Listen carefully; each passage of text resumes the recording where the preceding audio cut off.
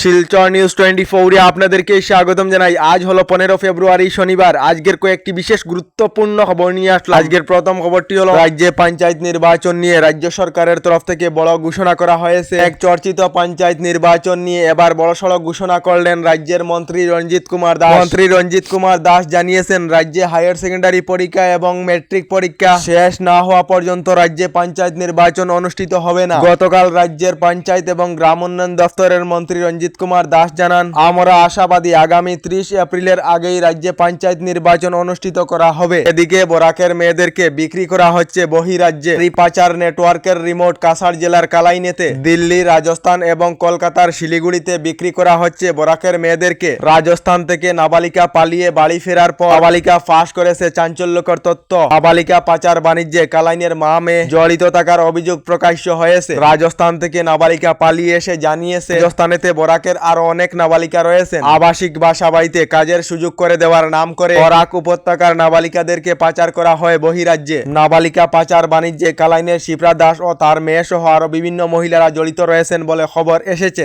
এদিকে ফ্রান্স এবং আমেরিকা সফর শেষ করে দেশে ফিরছেন প্রধানমন্ত্রী নরেন্দ্র মোদী। দেশের রাষ্ট্রপতি ম্যাক্রো এবং আমেরিকার রাষ্ট্রপতি ডোনাল্ড ট্রাম্পের সঙ্গে বৈঠক সফল রয়েছে। প্রধানমন্ত্রী নরেন্দ্র মোদী জানিয়েছেন, ট্রাম্পের দ্বিতীয় দফাতে দুই দেশের সম্পর্ক নতুন উচ্চতায় পৌঁছাবে। এদিকে রাজ্যের মৎস্যজীবীদেরকে এবারও রাজ্য সরকার থেকে 3000 করে অনুদান প্রদান করা হবে। গতকাল জানিয়েছেন রাজ্যের মন্ত্রী কৃষ্ণেন্দু পাল। তার সঙ্গে রাজ্যের মিন মন্ত্রী কৃষ্ণেন্দু পাল রাজ্যের মৎস্যজীবীদেরকে হুঁশিয়ারি দিয়েছেন, মাছের প্রজননকালীন সময়ে মশারি জাল ব্যবহার করিবেন না। এই সময়ে মশারি জাল ব্যবহার করিলে জেলে যেতে হবে।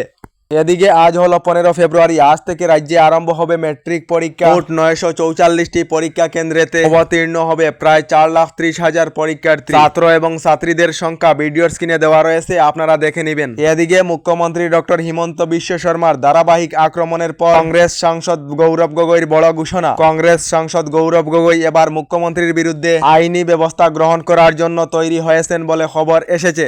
এদিকে আমাদের ভারত থেকে হয়তো সরকারি যোজনাগুলা বন্ধ হতে পারে, যেমন পিএম কিষাণ যোজনা এবং আসাম সরকারের অরুণোদয় আঁচনি, নিযুত ময়না আঁচনি এবং বিভিন্ন রাজ্য সরকারের বিভিন্ন আঁচনি বন্ধ হতে পারে। কারণ হলো সুপ্রিম কোর্টের তরফ থেকে বলা হয়েছে সরকারি এই আঁচনিগুলার জন্য নিষ্কর্মা হয়ে পড়েছেন বলে খবর এসেছে। এদিকে আত্মসহায়ক গুট অর্থাৎ এসএইচজি গ্রুপের মহিলা সকলদের জন্য এসেছে একটি ভালো খবর। আপনারা হয়তো সবাই জানেন, আত্মসহায়ক গুটের মহিলা সকলেরা মহিলা উদ্যমিতা প্রকল্পের অধীনে 10,000 করে টাকা লাভ করিবে। আর মুখ্যমন্ত্রী ডক্টর হিমন্ত বিশ্ব শর্মা ঘোষণা করেছেন, আগামী ফেব্রুয়ারি এবং মার্চ মাসেতে রাজ্যের আত্মসহায়ক গুটেতে থাকা মহিলারা 10,000 করে টাকা লাভ করিবে। অর্থাৎ ফেব্রুয়ারি এবং মার্চ মাসেতে মহিলাদেরকে রাজ্য সরকারের তরফ থেকে 10,000 করে টাকা প্রদান করা হবে। রাজ্যের মুখ্যমন্ত্রী ডক্টর হিমন্ত বিশ্ব শর্মা। এদিকে এখনো পর্যন্ত সরকারি গড় লাভ না করা সকলদের জন্য এসেছে একটি ভালো খবর। যে সকল লোকেরা এখনো পর্যন্ত সরকারি গড় লাভ করেননি, শীঘ্রই সরকারি গড় লাভ করিবেন। ইতিমধ্যে নতুন সরকারি গড় নিয়ে রাজ্য সরকারের তরফ থেকে বৃহৎ ঘোষণা করা হয়েছে। নতুন করে রাজ্যের 3,88,000 লোকেদেরকে সরকারি গড় প্রদান করা হবে। সরকারি গড়ের তালিকায় নাম থাকা এবং জিও ট্যাগিং সম্পূর্ণ হওয়া প্রতিটি গরিব দুঃখী পরিবারে লাভ করিবেন সরকারি গড় বলে ঘোষণা মুখ্যমন্ত্রী ডক্টর হিমন্ত বিশ্ব শর্মা। শীঘ্রই রাজ্যের 3,88,000 লোকেরা লাভ করিবেন সরকারি গড় বলে রাজ্য সরকার থেকে জানানো হয়েছে। আপনারা সরকারি গড় লাভ করেছিলেন নাকি কমেন্টে নিশ্চয়ই জানাবেন। এদিকে সাংসদ গৌরব গগৈ এবং গৌরব গগৈ স্ত্রীর উপর মুখ্যমন্ত্রী ডক্টর হিমন্ত বিশ্ব শর্মার ধারাবাহিক আক্রমণের পর রাজ্য